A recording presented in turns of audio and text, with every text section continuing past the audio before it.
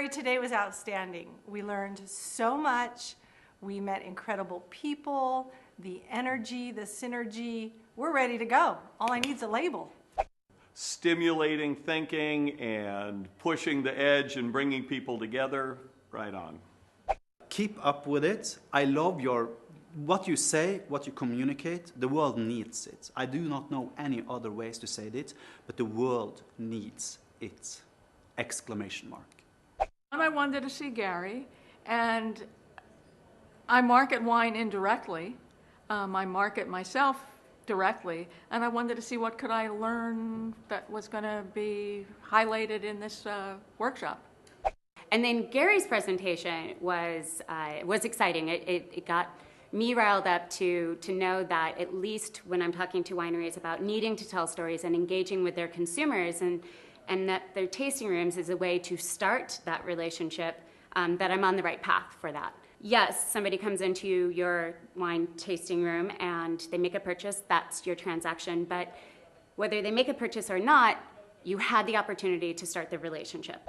Great panel in terms of the conversation that they are talking about in terms of, a lot of discussion about the millennials. There are no rules, just get it done. Just get involved, connect with your consumers, engage them, start the dialogue. You can't think of millennials as a big blob. It's just like people talk about Hispanic as a big blob. It's a generational definition, millennials, and there's definitely trends that define generations. I didn't have a computer either, and I think I went to college with a typewriter, actually, and then graduated to a Mac. But, so I think the important thing to think about the millennial generation is that the same way as in any other generation or demographic, there's people who shop on price.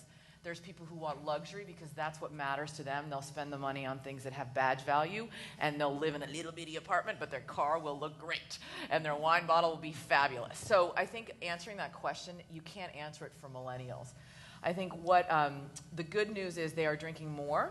And I think the better news for this category is what matters holistically, whether you're shopping at $5, $15, or $25, is that they appreciate an experience.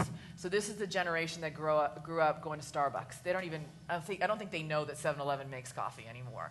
This is the generation that grew up going out to dinner with their parents all the time and went on vacation with them, etc. So for them, the experience matters. So whether they're buying a $5 bottle of wine or a $25 bottle of wine, the thing to think about is less about the price point. It's more about the experience. So when you're marketing your brand, whatever price tier you fall in, make sure that you're thinking about holistically the experience you're delivering and less about the price. So I would say they're drinking good wine. They appreciate quality, but I don't think we can define them as a generation that only buys $20 wine or only buys $10 wine. Obviously, this generation does not have the years of experience like older generations do to develop a palate, things like that. So what we've seen is natural tendency is to go for American consumers, for the whole part, is to go with the sweeter wine because, if you look at it, what do we grow up on? We grow up on ice cream. It's a sweet type of thing. Coca-Cola, it's a good thing. So if you're looking at sweet wines, yeah, it's very important to do that. But it's also important to make sure that you're making wine just as good quality. The first thing that we always get asked, especially by people within this generation, is, I want a wine that's not bitter. So whether that's a sweet wine or whether that's just a wine that just tastes good, it's really what it comes down to. You could sell the sweetest wine in the world, and if it tastes like crap, you're not going to get repeat buys. And on the retail side, you can sell one bottle all day long. You could sell it to everybody. But the repeat buys is really what you want. So you're going to go, okay, I've got, the Chardonnay was awesome. Ooh, bunnies. And they're going to go off, and they're going to go right after that next thing. So, I think part of what we're talking about, or maybe it's embedded in that question somewhere, so, and the heart of it is, oh man, if maybe I can push this variety on millennials, they're going to buy it up. And that's not going to happen, right? What you got to push is, well, not really push, as Gary talked about, right?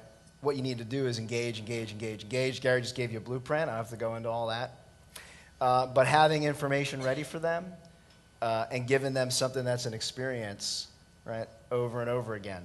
And the challenge is actually, especially if you're a winery that's making one wine, is how do you make the engagement and the experience different enough each time, assuming you're making good juice, by the way. If you make crappy juice, all this is out the window. So this is a generation that grew up with stuff that works.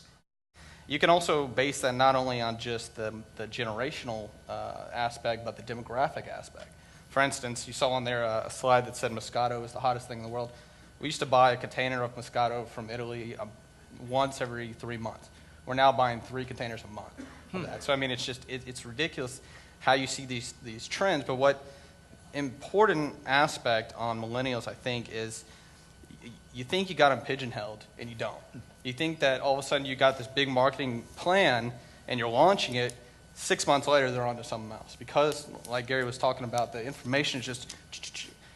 This generation, I think, actually is more heavily influenced by brands than previous generations. They're just influenced in a very, very different way. Right. But if you look at the big brands of today and the categories that are growing, it's not like the top 10 are little bitty companies no one's ever heard of. I mean, they're huge and they have huge followers. So I would just say brands do matter. And I think the key is to keep your brand interesting and innovative so people keep coming back to you because you feel new, not because they're like, the reason people leave is not because they don't like your brand. They're just like, I've been there, done that. I mean, I do it all the time. I'm like, oh, yeah, I'm sick of that. I want to try something new.